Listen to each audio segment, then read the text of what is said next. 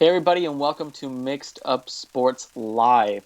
This is a new platform for us. We're on YouTube. If you didn't catch the Facebook message, we did have problems with Twitch, so we decided to move everything over onto here.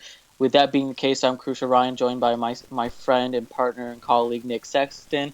Frank couldn't make it today because he's at the Fan Fest for the All Star Game in San Diego. So with that, we are going to continue the show with that. Nick, how are you doing today? Doing great. This is actually your first show being back since your vacation, except for what happened with the stream this weekend. But because of the accident, this is the first actual live show that you're back on, and with that, we must continue. And with that, the first news today, starting in the NBA, Tim Duncan announces retiring from the Spurs after 19 seasons. Definitely one of those one in a time players of a generation. He brought a lot to the game, and you know he's one of the greatest players to ever play this game. Five championships. I want to say two MVPs, three NBA Finals MVPs. Without a doubt, one of the greatest players to live in this generation or to play in this generation. Yeah, I mean, one of the most astonishing facts that I found about him, or stats, was that he played. So this was his 19th year in the league last year. In every single year, he made the playoffs. The first person to do that in NBA history. There's been plenty of people who have made the playoffs every year they've played, but no one has played 19 years and made the playoffs every single year. I mean, to think about how crazy that is. I mean, with granted, there is some luck to be involved with that. It's not that he carried his team to the playoffs every single year. Obviously, he had a good team around him, but the Spurs are one of those organizations that they're a great organization with a great head coach, and so it's understandable that they would do that. And also, he's the first player in NBA history to win an NBA championship in three different decades. Again, it's amazing that he's gotten those titles, but more of luck as being drafted in '99 and then and winning the titles when he did. But still, just an amazing career with how one of the most dominant players of this generation. And it's interesting that he doesn't get the credit I think he really deserves because of the team he's on, the Spurs. They kind of stay out of the limelight, although they made the playoffs for the past 19 years or more, and so they stay out of the limelight. But they're not really exciting to watch to the casual fan.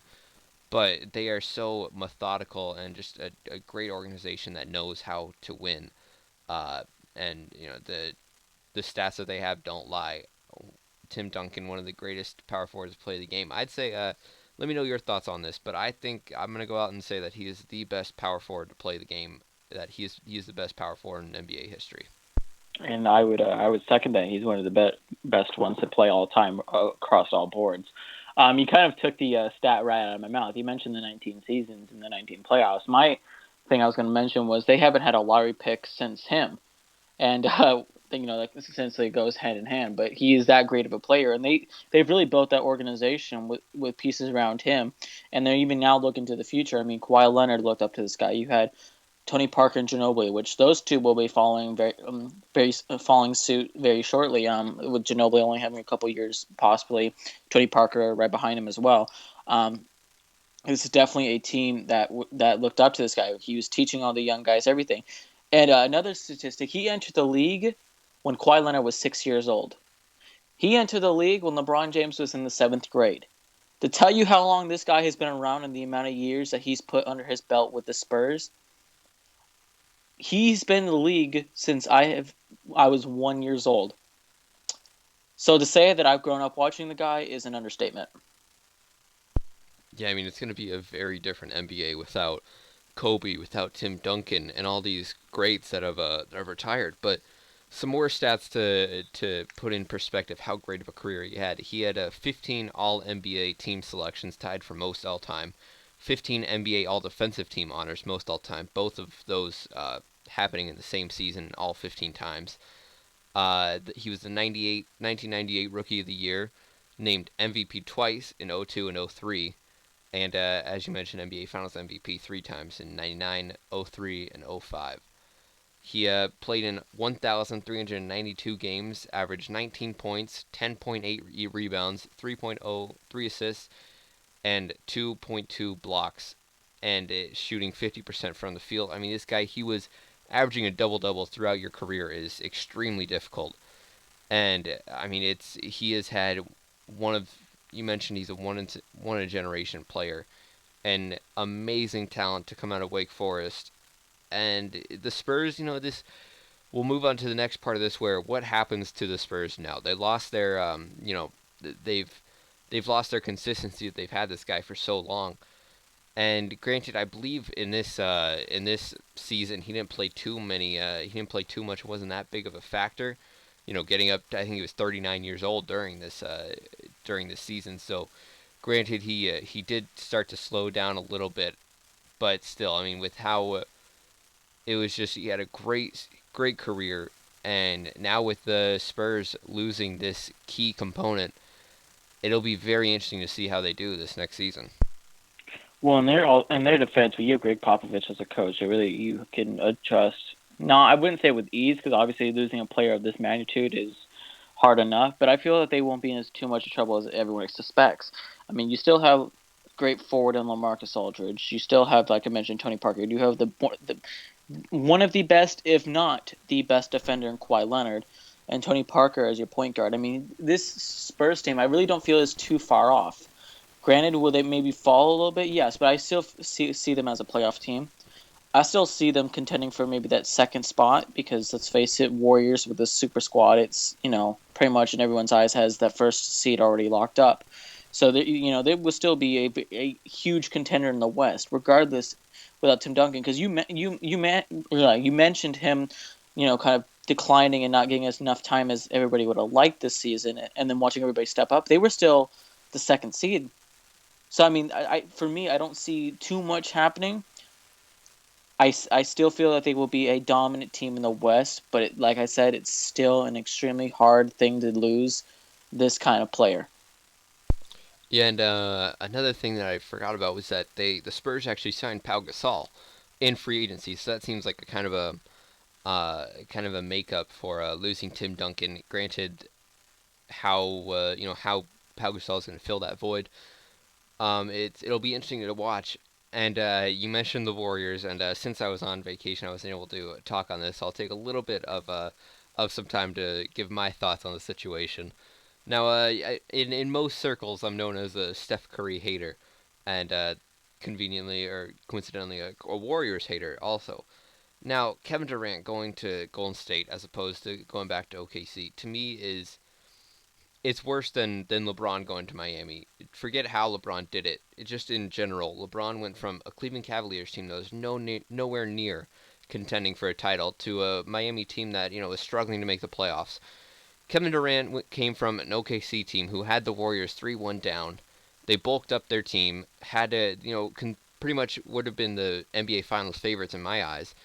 And then he goes to the Warriors, who had the NBA's best record, who are the favorites now, obviously, to win the championship. I mean, I understand chasing rings, but at the same time, this seemed like a no-brainer to me of a decision to go to stay with the team that drafted you, to keep that respect, show your loyalty, and also have a chance to compete for a title, as to rather than becoming the villain and going to Golden State, where everyone pretty much hates the Golden State Warriors now because of this move. He was arguably the player with the least haters, I guess you would say. And now he's going to become one of the most hated players in the league with this decision alone. And it's to all the Thunder fans out there. It really just it sucks that you lost Kevin Durant. He's one of the best players in the NBA, probably top 3 right now. And I don't understand the move by to Golden State. But with that being said, I don't think the Warriors are the lock to win the championship because of Kevin Durant coming. Granted, he's a great superstar. You can't take anything away from him. But at the same time, the chemistry is the issue.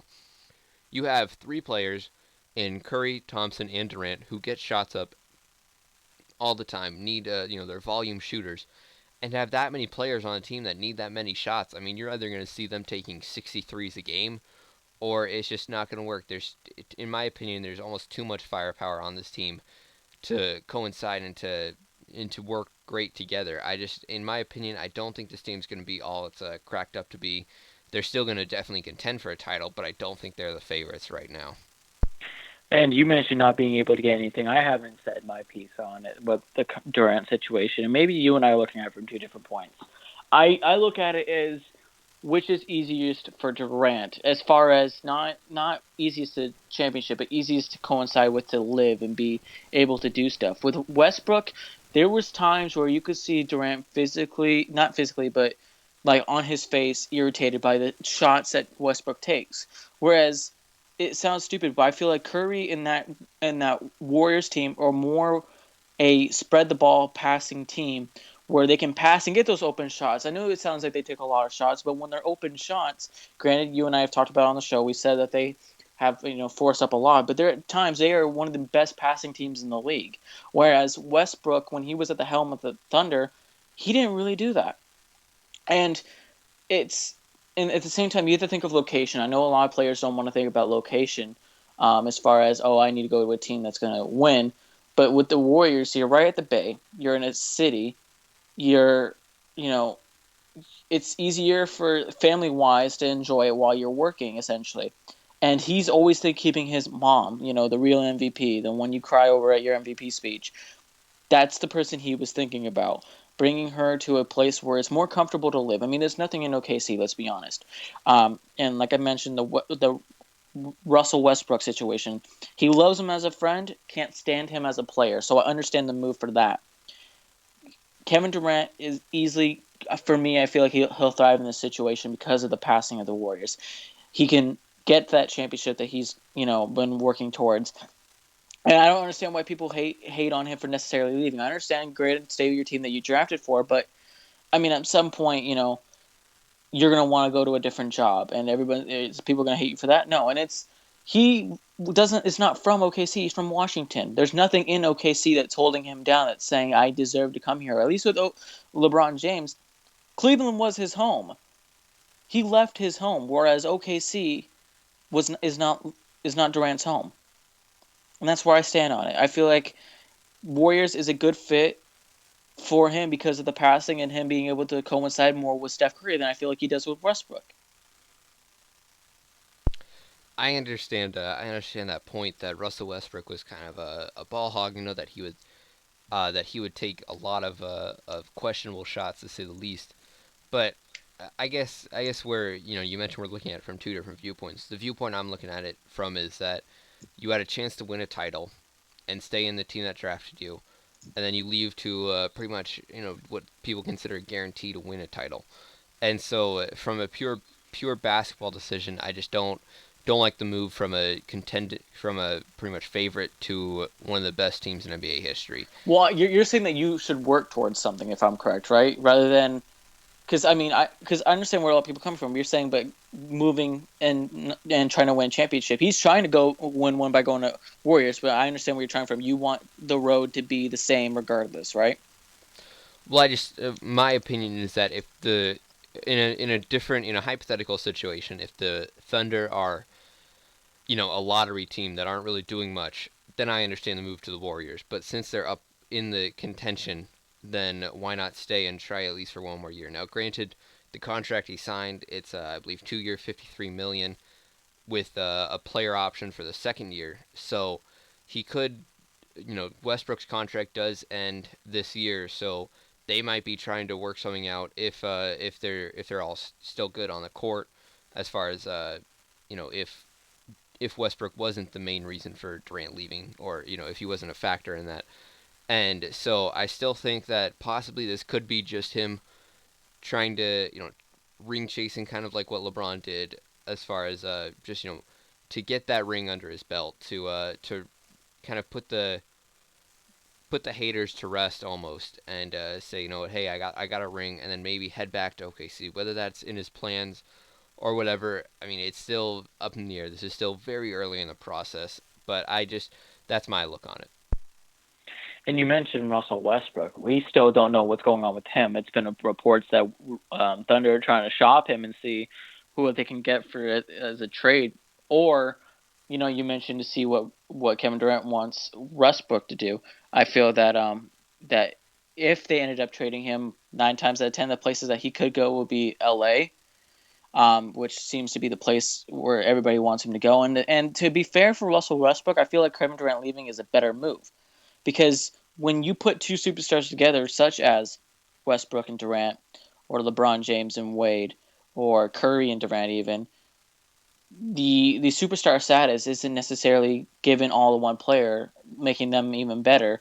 It's shared. Whereas now Russell Westbrook is at the helm of this team, is a superstar, and he can now officially, be that guy that everybody knows. And to another thing that I want to mention before we go to break real quick, the one of the things that Curry said to Durant, which a lot of people are saying that this is the reason for him coming, was the fact that Steph Curry has said, "I am willing to take the back seat. I am willing to give up the MVPs. I'm willing to give up being the first man so that you can get that and be here and we can win championships together rather than fighting each other out for one." I mean, you hate the guy, like people say that you do. You still got to love the humbleness and love the fact that this guy is willing to do that to make a better team. Yeah, I mean, I understand all that, but at the same time, it's whether I mean, I'm not saying anything. I'm not coming at Curry or anything like that. But at the same time, whether this is all talk or if this will happen, it's still left to be said because when you're selling a team to someone, you're obviously going to say stuff like this. So whether this, we'll have to wait and see if this was a completely genuine. I like Steph Curry as a guy. I don't like him as a player just based on his play style. But we've gone over this before. But you mentioned Westbrook being traded. Now, you mentioned another one of his landing spots was LA. I really do not like that fit at all. You have Jordan Clarkson, who you just picked up the option to sign him to a 4-year, $50 million deal. You have D'Angelo Russell, who still, I mean, in the summer league, granted, is the summer league, is playing phenomenal. You don't want to mess that up. Bringing Westbrook is what will you And move? that new draft pick, Ingram. Yeah, so I mean, there's no fit for him. Either you I don't know if they're saying trade Russell with him or trade Clarkson, maybe move Westbrook to the two. People say that that's his best position, and so it could work out. But I mean, with the young group of guys that the Lakers have going, I mean, this is the Lakers. They'll definitely be rebuilding, but look out for these guys in a couple of years with how great these young players have been playing. And so, I mean, it's going to be a very interesting situation with Westbrook, whether they'll trade him.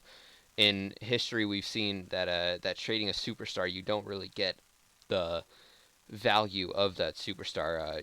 Yeah, the only time that has really worked out for the team trading the superstar is with the Timberwolves getting Wiggins for Love, who Wiggins is going to be one of the best players in the league in a couple of years, in my opinion. And so it'll definitely be very interesting to see how this all plays out. But with that, we will take a short little 5-minute break, and we will be back right after this. Don't go away.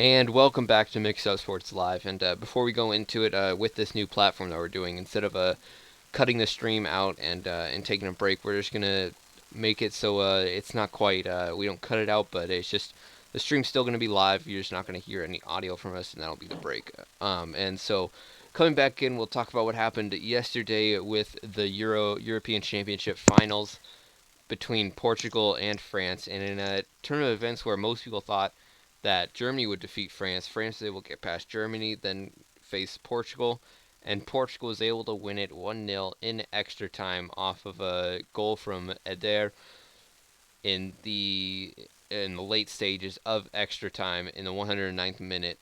And I mean, this one was, I think it was pretty much a shock for everyone, with thinking that it would be Germany coming through and they would win it, and then France comes through and okay, well, it's Portugal versus France, and I mean, hats off to Portugal with Ronaldo. He's obviously the star of that team, but the Portuguese side came together and they were able to fight through it and just squeak out a winner to take home the European Championship final. To me, this case is like that one project that you do, and you have a group project with you and like three others. One kid doesn't do anything for the entire project up until that last, like, 2-3 days before it's due. That's Portugal. Didn't do anything in the group stage. Barely won going throughout the knockout stage, and then all of a sudden, bam, we're in the finals, and they're beating France, the home nation. I've never thought I would see a more undeserving team these Euros win. It's hard for me to say that, but let's face it, they didn't do anything that was worth watching in these Euros.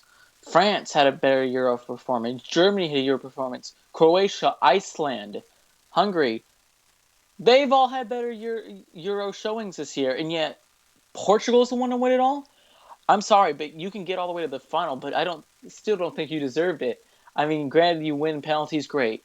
You win in added time, great. You win in extra time, fine, great.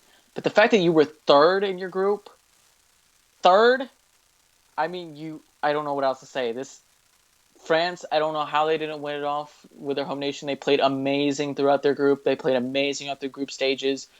You mentioned them beating Germany. I don't know how they didn't beat Portugal. And because of this win, somehow Portugal is now sixth on the power rankings with France behind them. I'm sorry, but Portugal didn't deserve it one bit.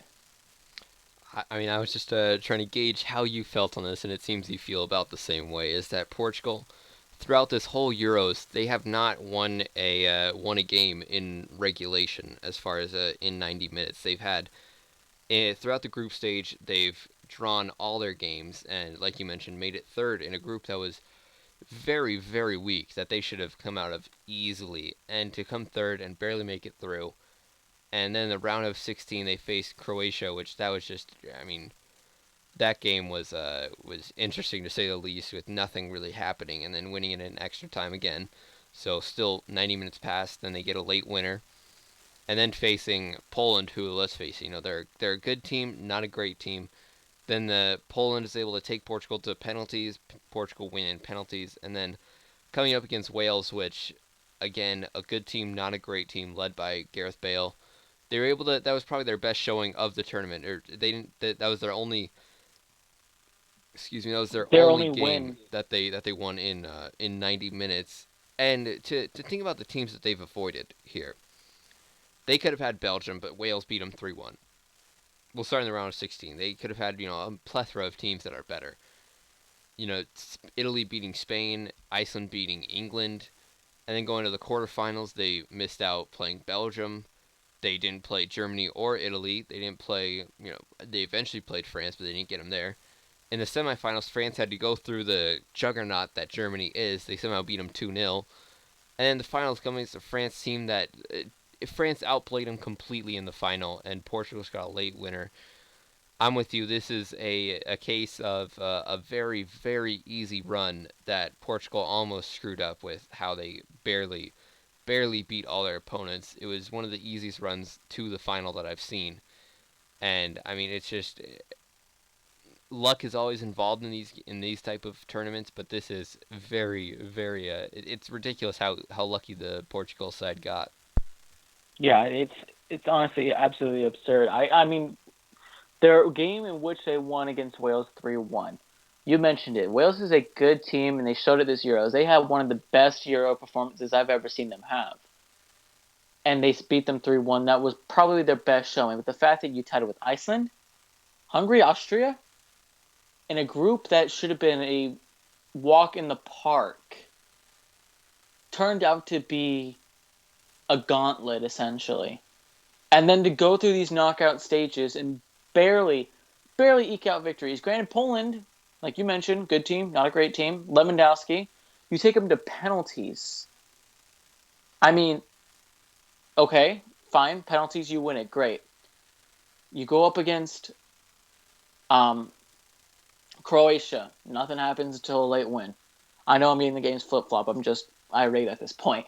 It's just absurd the amount of luck and the amount of maybe to give them credit, they saved their energy because they knew when to play and when not to play. But it just baffles me that someone in a third place situation like Portugal was able to go through Euros. And granted, if it's in the system for Euros and they can be a third place team and go through, then so be it. Definitely, definitely did not deserve this either way.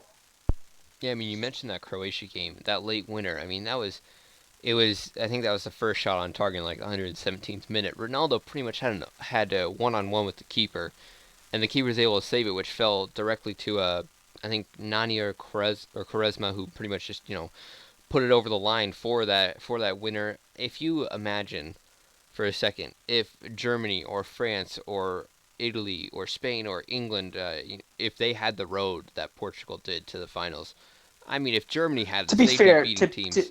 to be fair, England had that road, and Yeah, they lost to Iceland. So I question let's putting England in that category. So we'll take them out of there. But if any of those teams had the same road Portugal did, I mean, if Germany had that same group and all that, they'd be winning like 3-0, 4-0 every game. I mean, it's ridiculous how easy of a road Portugal got. And granted, you mentioned they played well against France, sure, but it still was not deserving of getting the final. I mean, how France didn't win this game. I know in the late stages, Gignac hit the post when it probably what should have been a goal. It was really unfortunate to see this happen because France they were deserving to win this game, and to not win it in front of your home crowd, that would have been a very special moment to the entire French national team. and the last time the French they were hosting it, they won both of them. So you would think that these odds would work in the France favor, which wasn't the case at all. I mean, we could sit here and bash on Portugal, but the fact that France went through all that and wasn't able to get the job done, that's also, I mean, granted they went through the powerhouse of Germany. Maybe we're tired, maybe we're a little bit bruised up because of that game. Because let's face it, Germany is a top class team, number one in a lot of people's eyes. So maybe that's where you can give them a little break. But still, I mean, to lose to a Portugal squad that was subpar at best, it's I don't know what's worse: the fact that Portugal got the undeserving win, or France went all the way to lose to a team like this. I mean, France, let's face it, they played with their hearts up there. They weren't like an England squad who played mediocre and decided, hey, we don't want to be here and played like that. They played like they wanted to be here. They played with intensity. I mean, we mentioned Dimitri Payet, Antoine Griezmann, Pogba. These guys and that whole French squad is basically they fight and play with the intensity constantly. And maybe this once game that maybe the intensity was a little too much last game, and it ended up making them tired, and eventually going into the added time didn't help out. But it's essentially a case of it's you're right at the finish line and you trip and fall and you end up losing the race. I mean, it's so sad to see, but at the same time, you got to learn when to play the games at the certain rate that they do. Great Euros performance. Bad ending. Yeah, I mean, to put into perspective, any of these teams that Portugal faced in the road to the finals, I mean, there's maybe one or two that had an outside shot of getting to the final and winning it. If you look at France's, I mean, their first knockout stage game against Ireland, that maybe they didn't really have a shot. Iceland, not really. Then you get to the semifinals to get over Germany. I mean, that was where a lot of people thought, oh, Germany, they're the powerhouse, number one team in the world. They're gonna get absolutely, just they were gonna get demolished through this game, beating Germany 2-0. I mean, it was such a great European performance, like you mentioned, with all the guys, with Payet, with Pogba, with all those players, Koscielny, Lloris. And one of those players, Pogba, is in the midst of a huge transfer rumor. Krush, I know you're excited about this, where there are reports that Pogba could be on his way to the Barclays Premier League side, Manchester United, with a transfer fee in the range of around 105 euros, which would be a record transfer deal. Just a ridiculous deal if it goes through. Real Madrid have pulled out of the race, so it's only Manchester United that are fighting to get Pogba. There's still, rumors that Pogba might stay at Juventus, but with Juventus picking up Miralem Pjanic in the transfer window, it kind of almost not seals it, but hints at the fact that maybe Pjanic is there to kind of soften the blow when Pogba leaves. Considering that, I mean, Pjanic is a great midfielder, but you don't. I I don't think he's going to be able to fit in if you keep Pogba. That's the only scenario that I see him fitting in. So I know you're a Manchester United fan, so I'll let you have your piece on here. This transfer window, I mean, if this works out, this is one of our best transfer windows I think ever. We just signed Mkhitaryan from Borussia Dortmund. We signed Zlatan Ibrahimovic. I'm losing my train of thought here. We just signed a new defender from not Bundesliga but the La Liga Bailey. league. Bailey, that's right. And now if we can get Pogba, who's, let's face it, only 21, 22 years old, if we can sign him, that'd be amazing. And the fact that he's only that young and he's already being sought after by for all that money, I mean, this is absolutely ridiculous. But if this worked out for Man United, watch out, BPL. And this isn't the only news that's really touched basis. Another one of our colleagues' teams, Frankie specifically, could possibly be picking up a star from the BPL as well. Mesut Ozil has been under the not under, but basically out in the caution. Basically, everybody knows that he's close to a deal with Inter Milan, leaving Arsenal. I don't know for how much. I'm sure Frankie's all over because let's face it, that's his team. He'll to send Mesut Ozil away for me, Arsenal. That's dumb. That's your best midfielder. That's your playmaker essentially. That's the guy who facilitates everything. The only other guy that I think that can really make a dent in anything would be Alexis Sanchez. He's a great winger, but what happens if you don't have a midfield guy to pass to him? When you have teams like Leicester, who played amazing last year, you had Tottenham, who's been playing phenomenal, Man City, who kind of fell off, but we're still up there. And now you have Man United, you have West Ham, who's gone off. Liverpool could easily make a comeback. This is not the time to be getting rid of your superstars, Arsenal. This is time to be bringing in guys with talent, guys who can push you up there. Because you guys were what? Arsenal was what, second or third in the BPL this year? Yeah, I think around there. Why? Why would you get rid of your superstars if not one of the best midfielders in the world right now? Yeah, I mean, I don't understand the move if they agreed to send him to Inter Milan because, like you mentioned, they don't really have a replacement for him right now. They have to, I mean, maybe you can move Santi Cazorla to the attacking midfielder role, but I mean, it's just I don't like the move at all of moving him to Inter Milan. I mean, I'm not a fan of Arsenal to say the least. If I had to pick a BPL team, I guess I'd go with Man United, but it's just is this does not make sense from just from a standpoint of who would you replace. It doesn't make any sense. But off of that, there are some more transfer news that could be close to happening. Some transfers. There's the big ones really is with Arsenal. Someone that they may be looking to replace Ozil would be the young Julian Draxler from Wolfsburg. There are reports that he may be moving to Arsenal. He can play on the left side. He can play as an attacking midfielder, so maybe that's the replacement. But in my opinion, I don't think that would even come close to replace what Ozil can do. I believe he led the BPL in assists. Obviously, one of the best playmakers in the BPL. I don't understand getting rid of Mesut Ozil. I don't as well. But another person that's also on the radar for Arsenal too is Alexandre Lacazette, the striker from Lyon.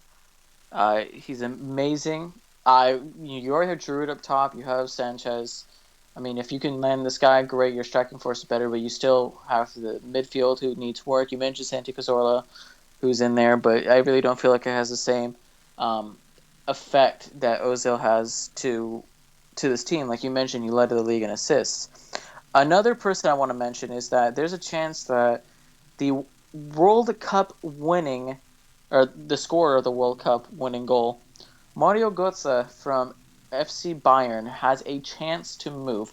The club has not stated where just yet. There has not been reports about clubs mentioning it. However, the manager, Bayern Munich manager Carlo Ancelotti, has stated that Götze may be on the move. With that being the case, I mean, he was injured a lot of last season, but he played in these Euros.